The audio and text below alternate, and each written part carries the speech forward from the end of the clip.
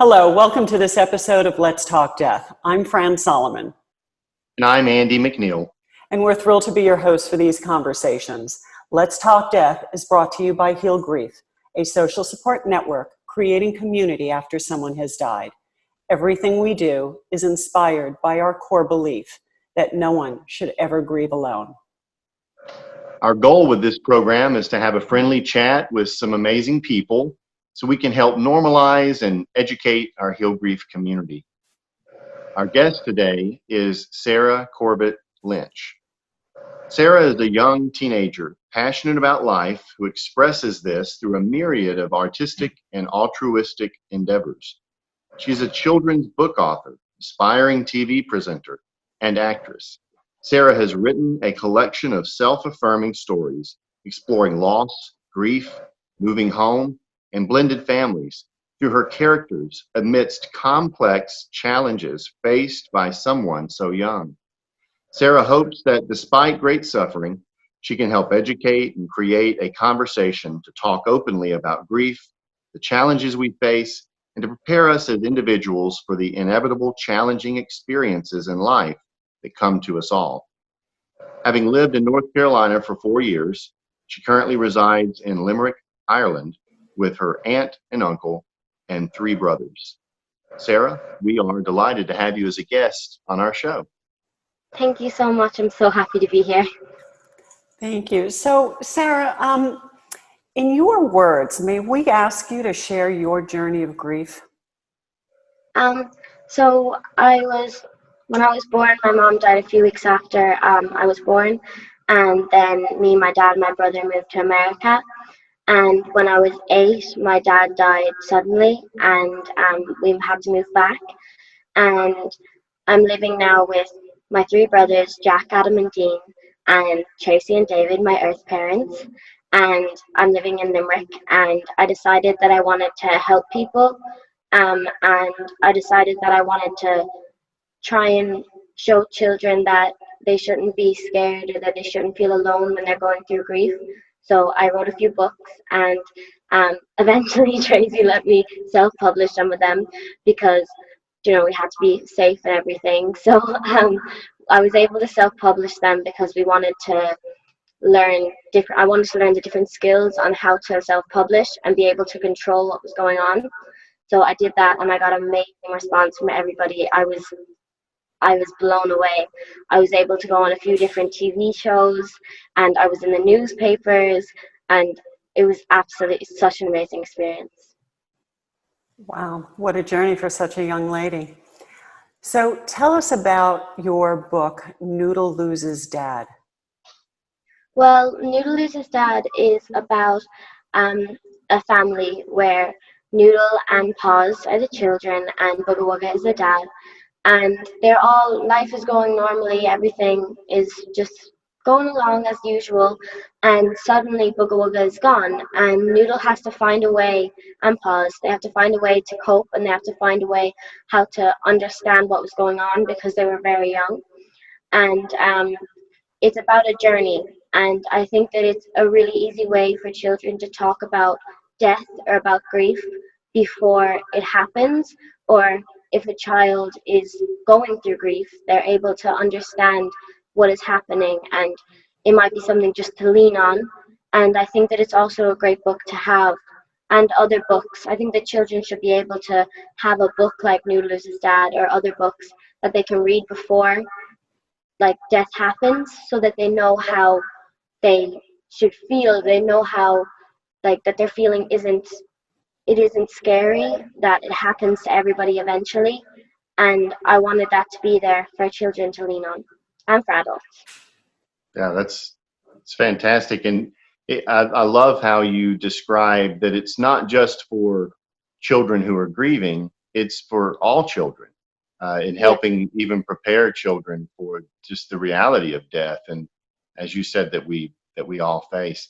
I am curious if you have words either of just advice or encouragement for other children maybe who are experiencing grief, just ideas for coping and what's helped you, and what would you say to to other I would children?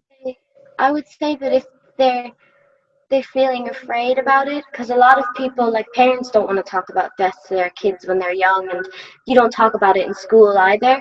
And I think that it's a good thing that you shouldn't be afraid of that, because it happens and you're going to feel grief. And I think for children that they shouldn't bottle things up, and if they're afraid to talk to somebody, counseling was, I don't know what I would have done without it, because a lot of people are ashamed of counseling, and I think that they shouldn't be. It's the same as going to the doctor if you have a sore head. It's just having a sore mind, and you need to express it, and that's your medicine, to talk about it, to write about it, to find a way of expressing your feelings. For example, mine was acting, singing, dancing, and writing. And I think that everybody should think about what makes me feel like I express the most emotion. For me, it's like singing really loudly, or writing things down, or just dancing around the house. But I think everybody has their one thing, and I think counseling is something that everybody, no matter how old, how young they are, that they can go and they can do that. And I I think it's really, really important, and I don't know what I would have done without it. So, do you feel that your expression in this book was actually a part of your healing journey? Definitely. I wrote it not thinking, oh, let's write a book.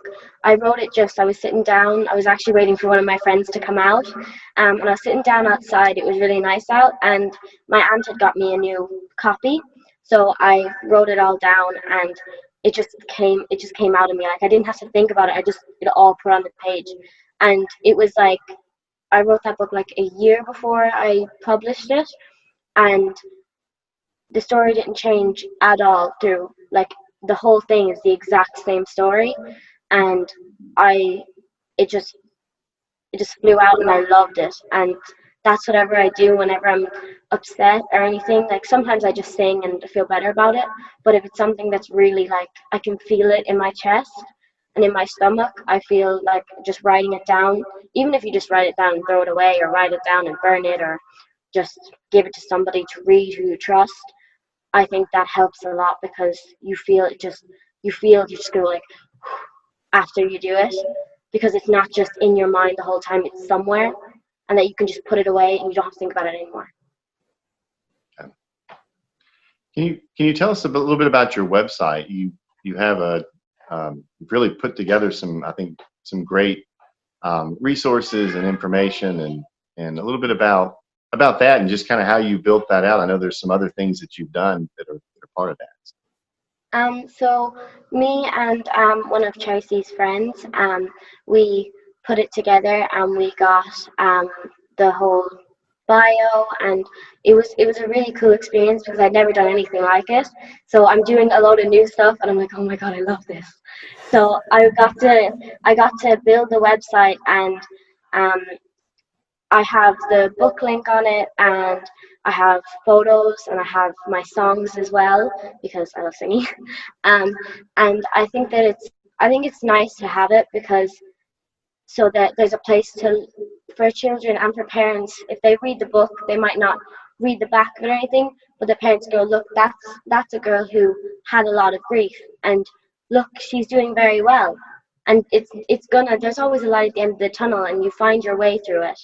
Because sometimes when you're in grief, you feel like it's never ending, and grief is never ending, but you feel like you're in a slump and you just will never get out of it. But it's okay to be happy, it's okay to cry, it's okay to feel upset, it's okay to feel your feelings. A lot of people are afraid of sadness and afraid of grief, and I think grief is an emotion that people are scared of. And I think that you shouldn't be scared of it, because it happens. And I think that it's really important that people channel their grief into something positive. Maybe there's only one positive out of everything, but there's that little piece of hope that you can just grab and keep it. And that's what I tried to do. I tried to keep everything positive. And yeah, obviously I cried and I was upset, but I tried to stay positive, because I knew that there's no point just sitting in my room upset all day. use that time and do something that I love and do something to help people, because that's what I've always wanted to do. Both of my parents, all of my parents, my earth parents and my parents' parents, they all my family loved to help people. My mom used to own a creche, so she worked with children.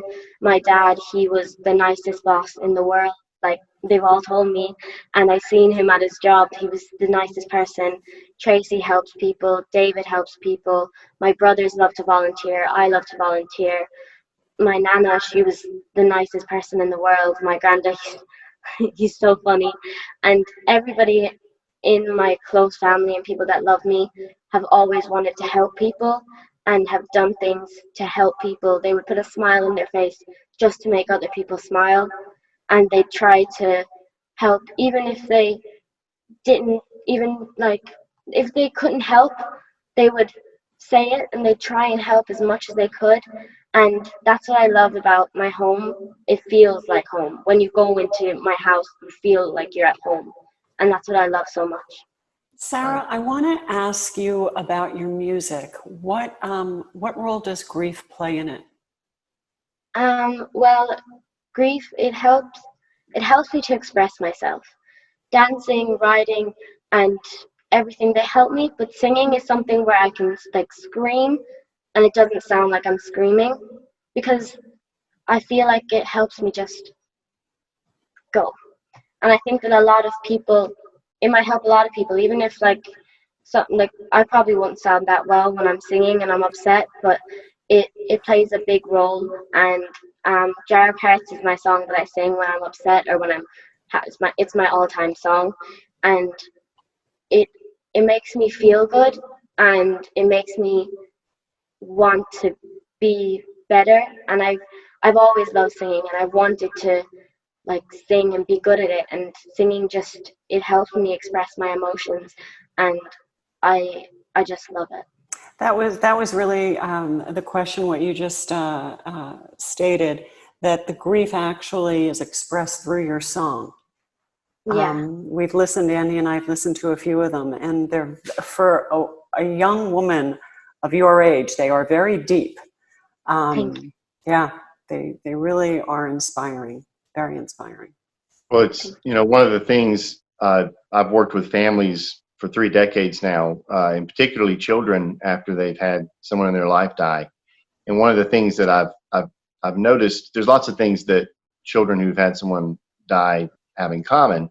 One of them is the ability to think a little deeper than maybe others their age. I think it's because they know something that others don't really know. Yeah. So again, back to even what you talked about at the beginning, the desire to put things out there, and to make it okay to have this conversation. Again, whether someone's died or not, to have this conversation. And you're right, it's so absent in a lot of our communities, from school to even in our own homes. But it's a wonderful gift that you're giving, not only to other children, but to their parents, to give them some courage to be able to have these conversations. Yeah, I think that people should be able to talk about it. I know that parents, like, I know that they should, like, that they're probably cautious because they don't want to upset their kid.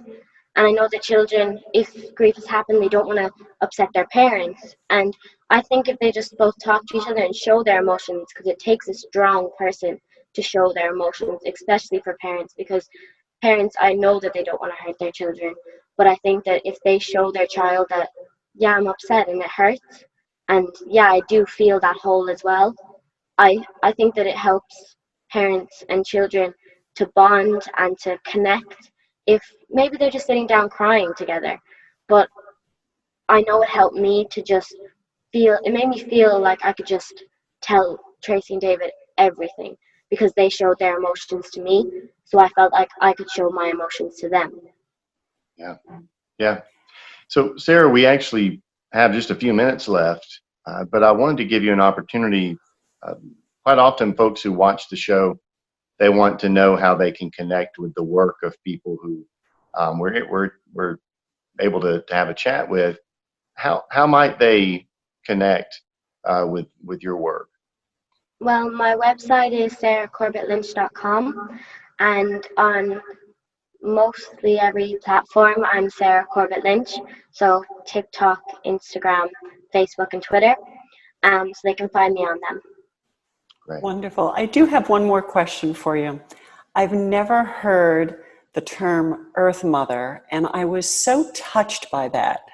Where did you get that term? Was it something in your that you heard? Or was it something that you decided that's what you're going to call Tracy in your life? How did you come up with that term?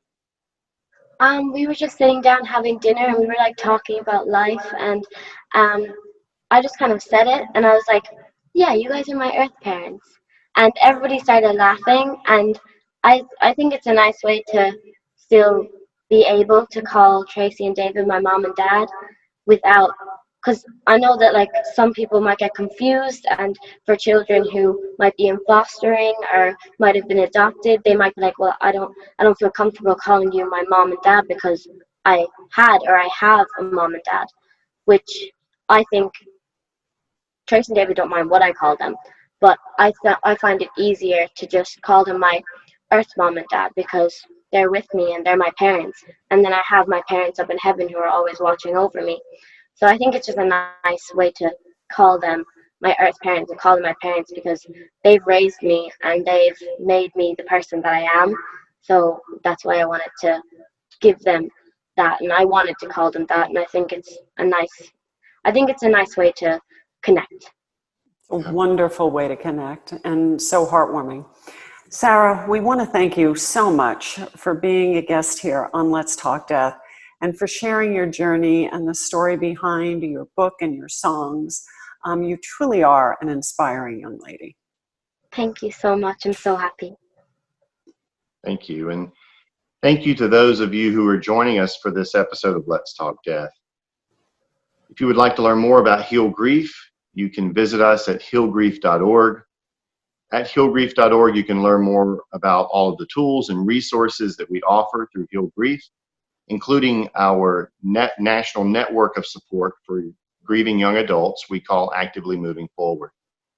Make sure to sign up on healgrief.org to receive our newsletter for links to future episodes of Let's Talk Death. So with that, again, thank you, and we'll see you next time on Let's Talk Death.